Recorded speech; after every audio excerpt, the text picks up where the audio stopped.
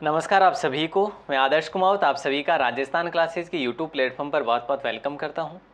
तो आइए दोस्तों, राजस्थान जीके का शानदार टॉपिक अपन कवर करने जा रहे हैं, जो कि राज्य के प्रमुख क्रांतिकारी पढ़ने वाले हैं।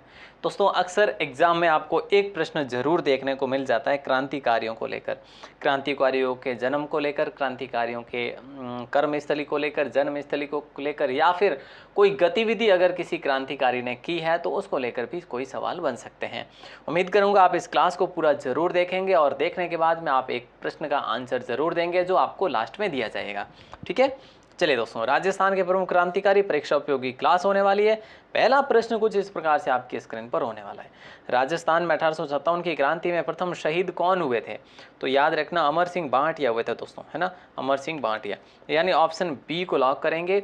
ये कहाँ के निवासी थे? अगर ऐसा प्रश्न बन जाए तो आप कहेंगे सर बीकानेर के निवासी थे, और इन्हें राजस्थान का मंगल पांडे भी कहा जाता है। इनकी अगर देखो, कई बार प्रश्न पूछा जाता है ना कि किसी व्यक्ति का उपनाम, तो ये इनका उपनाम है। मंगल पांडे किसे कहा जाता है? अमर सिंह भाटिया को कहा जाता है। ठीक है, क्लियर दैट।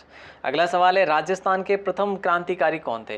पहले क्रांतिकारी कौन थे? तो याद रखना, अर्जुन लाल सेठी को याद किया जाता है पहले क्रांतिकारी रूप में, अर्जुन लाल सेठी को। और इनको जयपुर में जनजागृति का जनक भी कहा जाता है, जयपुर के अंदर जनजागृति का जनक भी कहा जाता है। अर्जुन लाल सेठी का जन्म कब हुआ था? ऐसा प्रश्न आपको बताना है।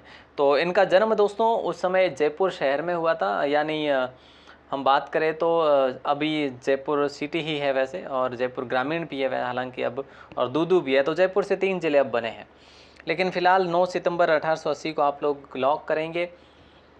इनको छामू में जिलाधीश का पद जो है मिला था, और जिलाधीश का पद त्याग कर इन्होंने कहा था कि अर्जुन लाल अगर नौकरी करेगा तो अंग्रेजों को भारत से बाहर कौन निकालेगा, ऐसा इन्होंने लिखकर त्याग पत्र दिया था जिलाधीश पद से। अगला सवाल है, अजमेर में जैन शिक्षा सोसाइटी की स्थापना जो है किस क्रांतिकारी ने की थी? तो याद रखना दोस्तों, अर्जुन लाल सेठी ने की थी। जैन शिक्षा सोसाइटी की स्थापना 1907 के अंदर की थी, और आज हम जिसे जानते हैं जैन वर्धमान पाठशाला के नाम से जानते हैं, जो कि जयपुर में ही स्थित है। ठीक है दोस्तों, अगला सवाल देखिए कि किस क्रांतिकारी ने लॉर्ड हार्डिंग पर बम फेंकने की योजना बनाई? देखो, योजना किसने बनाई थी? तो योजना बनाई थी अर्जुन लाल सेठी ने, और बम फेंका था किसने? तो वो आप कमेंट करके बताओ हमें। और दोस्तों देखो, अर्जुन लाल सेठी को वैसे 7 साल की जेल भी हुई थी, आपको याद हो तो 7 साल की जेल हुई थी। कहाँ पे हुई थी? बोले सर बेलूर जेल में हुई थी, बेलूर जेल में। क्यों हुई थी इनको जेल? क्योंकि सेठी जो अर्जुन लाल सेठी थे ना, इन्होंने नीमच मठ के महंत की हत्या के आरोप में इनको जेल भेज दिया गया था। अगला सवाल है कि राजस्थान का भामाशाह किस क्रांतिकारी को कहा जाता है? राजस्थान का भामाशाह कहा जाता है जमनालाल बजाज को, जमनालाल बजाज। दोस्तों, जमनालाल जो बजाज है ना, इनका पूरा परिवार जो है इसमें बिल्कुल पूर्ण रूप से एक्टिव था। गांधी जी का 5वां पुत्र के नाम से भी जान सकते हैं अपन, ऑप्शन ए को आपने लॉक किया है।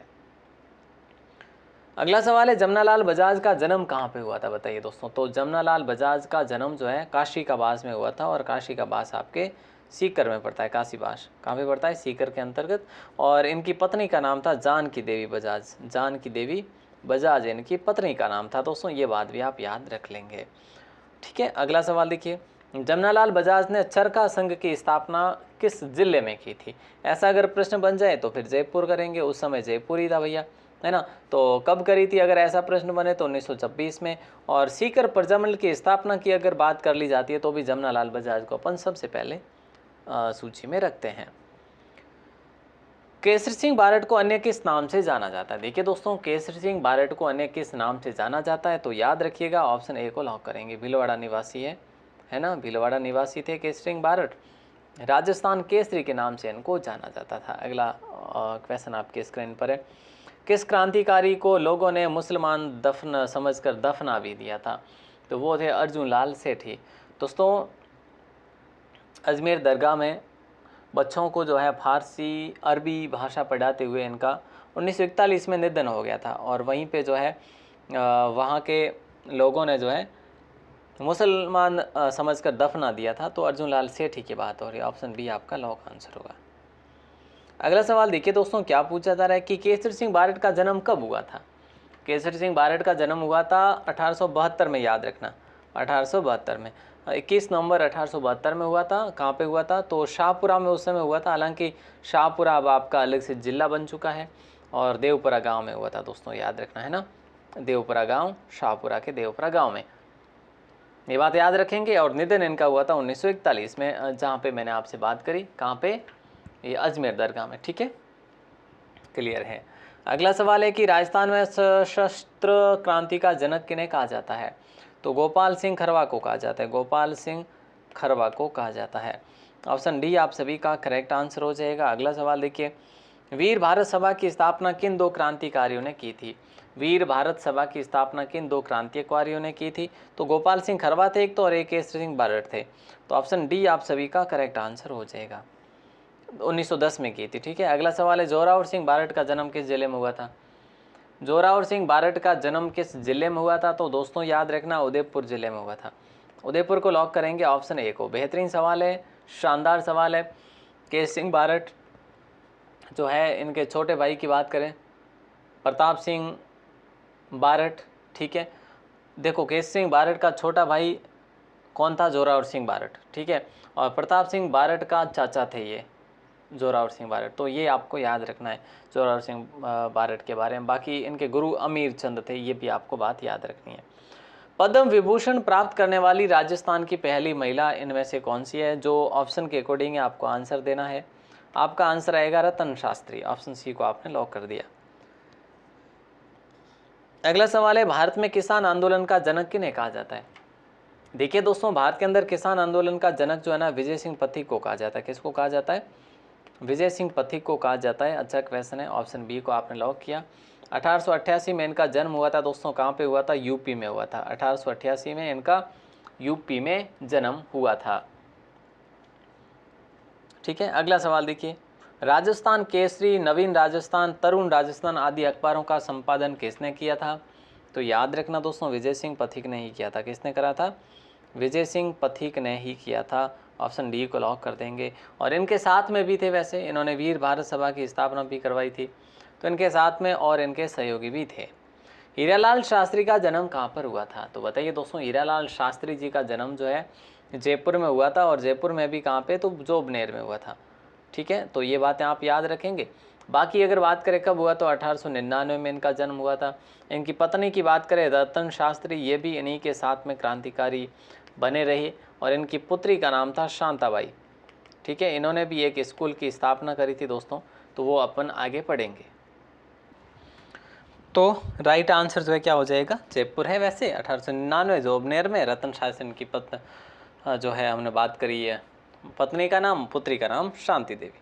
ठीक है, चलो आगे बढ़ते हैं। अगले सवाल की बात करें तो आज़ादी के दीवाने और जैसलमेर के गुंडा राज पुस्तक के लेखक जो है ना, ये कौन थे? या फिर ये दोनों पुस्तकें किसने लिखी थी?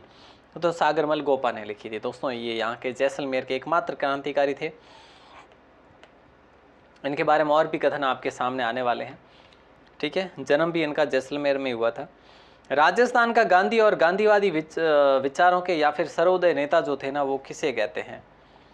तो वो कहा जाता है गोकुल भाई भट्ट को। राजस्थान के वो क्रांतिकारी जिन्हें राजस्थान का गांधी भी कहा जाता है। 1898 में इनका जन्म हुआ था। अच्छा, 1898 में इनका जन्म हुआ, तो 1899 में किसका हुआ? 1899 में हुआ था हीरालाल शास्त्री जी का। दोस्तों याद रखना, हीरालाल शास्त्री 1899 और 1898 गोकुल भाई भट्ट का जन्म हुआ था। ठीक है, तो ये बातें आप याद रखेंगे। हो सकता है एग्जाम में ऐसे प्रश्न पूछ ही लिए जाए, है ना। हाथल गांव में इनका जन्म हुआ था, गोकुल भाई भट्ट का। हाथल गांव जो आपके पड़ता है सिरोही के अंदर। क्लियर है? ओके, अगला सवाल बताइए, गोकुल भाई भट्ट का निधन जो है किस जिले में हुआ था? तो निधन जो है ये इनका जयपुर में हुआ था। ऑप्शन बी को लॉक करेंगे। इन्होंने सिरोही परजमल की स्थापना करी थी। राजस्थान प्रांतीय कांग्रेस कमेटी के पहले अध्यक्ष भी रहे थे। अगला सवाल है कि बाल मुकुंद बिस्सा का जन्म कहाँ पर हुआ था? बाल मुकुंद बिस्सा दोस्तों जोधपुर जेल में जो है खराब भोजन के विरोध में भूख हड़ताल करते हुए इनका निधन हो गया था। 1942 में इनका निधन हुआ था दोस्तों। ऑप्शन ए को लॉक करेंगे, डिडवाना में हुआ था। ठीक है, अब डिडवाना आपका अगला सवाल देखिए। डिडवाना कुछ होना अब आपका नया जिला बन चुका है। अगला सवाल है कि राजस्थान का लोक नायक के नाम से जाना जाता है। राजस्थान का लोक नायक हम किन्हें कहते हैं? तो जय नारायण व्यास को कहते हैं। इन्हें लक्कड़ और कक्कड़ भी कहा जाता है। ठीक है, राजस्थान के लोक नायक को शेर राजस्थान भी कहा जाता है, धूण के धनी भी इनको कहा जाता है, बहुत सारे उपनाम है। अगला सवाल है, मारवाड़ हितकारिणी सभा की स्थापना किसने की थी, बताइए। मारवाड़ हितकारिणी सभा की स्थापना किसने की थी, तो जयनारायण व्यास ने ही करी थी दोस्तों, याद रखना। किसने, जयनारायण व्यास ने। इन्होंने और भी बहुत सारे, जैसे कि जन कन्या विद्यालय की स्थापना भी इन्हीं के द्वारा की गई थी 1923 में, और इन्होंने एक आगी बाण पत्रिका भी लिखी थी, आगी बाण है ना, और पोपाबाई का राज, पोपाबाई का राज, ऐसे पत्रिका इन्होंने लिखी थी, पोपाबाई का राज, ठीक है। अगला सवाल है, जयनारायण व्यास का जन्म कब हुआ था, बताइए दोस्तों। जन्म कहाँ हुआ था, ऐसा प्रश्न अगर कर ले तो जोधपुर में हुआ भैया, ठीक है। अब कब हुआ, तो 1963 में हुआ, सॉरी 1963 में इनकी मृत्यु हुई थी, सॉरी दैट। 18 फरवरी 1899 को इनका जन्म हुआ था। तो देखिए दोस्तों, 1899 में जन्म हीरालाल शास्त्री का भी हुआ था, तो 1899 में जन्म जयनारायण व्यास का भी हुआ था, ठीक है। ये बातें आप याद रखेंगे। और 1898 की बात करें तो गोकुल भाई भट्ट को लॉक करेंगे। हरिजन सेवक संघ की स्थापना किसने करी थी, तो हरिजन सेवक संघ की स्थापना आपके राम नारायण चौधरी ने करी थी, ऑप्शन डी को आप लोग लॉक कर देंगे, ठीक है। और कब करी थी, तो 1932 में करी थी।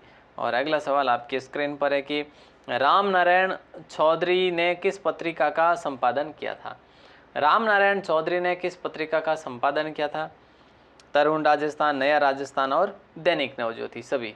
और इनकी पत्नी की बात करें दोस्तों, पत्नी का नाम था अंजना देवी, ठीक है। अंजना देवी राम नारायण चौधरी की पत्नी का नाम था, याद रखना। इन्होंने महिला आंदोलन में खूब भाग लिया था। देखो, यहाँ से दो प्रश्न बनते हैं अक्सर एग्जाम में। एक प्रश्न बनता है कि जानकी देवी कौन थी, जानकी देवी कौन थी, और एक थी अंजना देवी, है ना। देखो, जानकी देवी यानी जमना लाल बजाज, जमना लाल बजाज, ठीक है।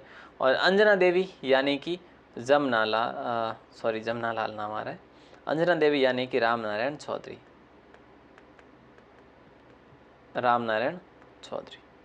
तो ये बातें आप याद रखेंगे, बेहतरीन सवाल था, और ऑप्शन डी यहाँ पे लॉक कर देंगे। और अगला सवाल है कि दुर्गा प्रसाद चौधरी को किस उपनाम से हम जानते हैं, तो किस उपनाम से हम जानते हैं दोस्तों दुर्गा प्रसाद चौधरी साहब को, तो बताइए क्या होगा राइट आंसर, जल्दी से बताना है आपको। और आपका सही आंसर आ जाएगा, कप्तान के नाम से जानते हैं, कैप्टन या कप्तान, ऑप्शन बी को लॉक करेंगे। इनका जन्म नीम का थाना में हुआ था, और नीम का थाना अब आपका नया जिला बन चुका है, आपको याद हो तो, ठीक है। रामनारायण चौधरी के ये बड़े भाई थे। मेवाड़ का वर्तमान शासन किसके द्वारा लिखी गई पुस्तक है, मेवाड़ का वर्तमान शासन इनमें से कोई नहीं, यानी कि माणिकलाल वर्मा ने लिखी थी दोस्तों। माणिकलाल वर्मा इसमें ऑप्शन नहीं है, इसीलिए हम ऑप्शन डी के साथ जा रहे हैं। कहाँ से लिखी थी, अजमेर से। और पंचीड़ा नामक गीत भी इन्हीं के द्वारा लिखा गया था। चलो, आधुनिक राजस्थान के निर्माता कौन माने जाते हैं, तो आधुनिक राजस्थान के निर्माता मोहनलाल सुखाड़िया को माना जाता है। इनके जन्म की बात करें तो इनका जन्म नाथ द्वारा में हुआ था दोस्तों, याद रखना, ठीक है। और राजसमंद, नाथ द्वारा राजसमंद में हुआ था। और 17 वर्ष की कुल 17 वर्ष का काल जो है मुख्यमंत्री शासन में बिताया था इन्होंने, 1954 से लेकर 1971 तक। और संभाग की व्यवस्था इन्हीं के द्वारा भंग की गई थी। पहली बार राष्ट्रपति शासन भी इन्हीं के समय लगा था 1967 में। तो ये काफ़ी सारे फैक्ट जो है आपको याद रखने हैं। अगला सवाल देखिए, राजस्थान का लौह पुरुष किन्हें कहा जाता, बताओ। देखो, राजस्थान का लौह पुरुष कहा जाता है दामोदर दास व्यास को, जो कि भरतपुर से जिनका संबंध है ना, भरतपुर से नहीं, मालपुरा टोंक से इनका संबंध है। एकीकरण महत्वपूर्ण भूमिका रही थी।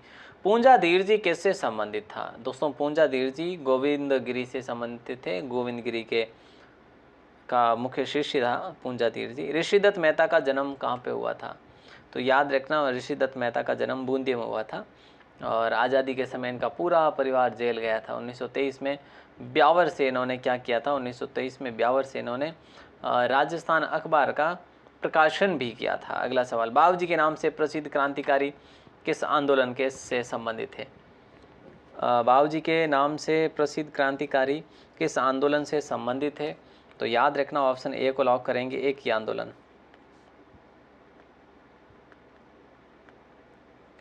ऑप्शन ए को आप लोग लॉक कर देंगे। बड़ा बेहतरीन सवाल था भैया।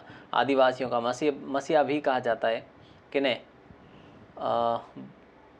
बाऊजी को। अच्छा, तो बताइए दोस्तों, तो आपको पता होना चाहिए बाऊजी कहा जाता है मोतीलाल तेजावत को, और मोतीलाल तेजावत को आदिवासियों के मसीहा, वनवासी संघ की स्थापना करने वाले, नीमड़ा कांड का संबंध भी इन्हीं से था। तो ये बातें आप याद रखेंगे। और अगला सवाल, मेवाड़ पुकार जो है दोस्तों, ये मेवाड़ पुकार किससे संबंधित था? तो याद रखना, मेवाड़ पुकार जो था ये मोतीलाल तेजावत से संबंधित था। मोतीलाल तेजावत ऑप्शन में नहीं है तो ऑप्शन डी को लॉक कर देंगे। ठीक है, मोतीलाल तेजावत के बारे में और अपन बात कर चुके हैं।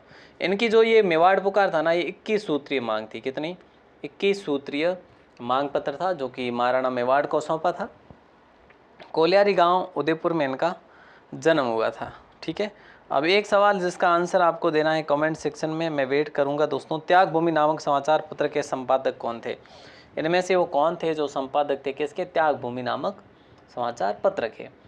तो उम्मीद करूंगा कि आप इसका आंसर ज़रूर देंगे। बाकी जो है दोस्तों, आपको वेबसाइट पर इसकी PDF मिल रही है कंप्लीट। आप अगर एक्टिव हैं तो ज़रूर इसको विज़िट करें। व्हाट्सएप नंबर आपके ये है, इस पर अगर आप नाम और ज़िला लिखकर मैसेज करेंगे तो आपको ग्रुप में भी ऐड कर लेंगे। नाम व ज़िला लिखकर आप मैसेज करेंगे तो आपको ग्रुप में ऐड कर लेंगे। ठीक है, बाकी क्लास कैसी लगी हमें कमेंट करके ज़रूर बताएं। अगर आप लास्ट तक जुड़े रहे हैं वास्तव में तो ही कमेंट करें, अन्यथा तो आप करेंगे कैसे, क्योंकि मेरी आवाज़ वही सुन पा रहे जो अभी तक जुड़े हुए हैं। ऑल द बेस्ट दोस्तों, मिलते हैं अगली क्लास में। तब तक के लिए शुक्रिया। जय हिंद, वंदे मातरम।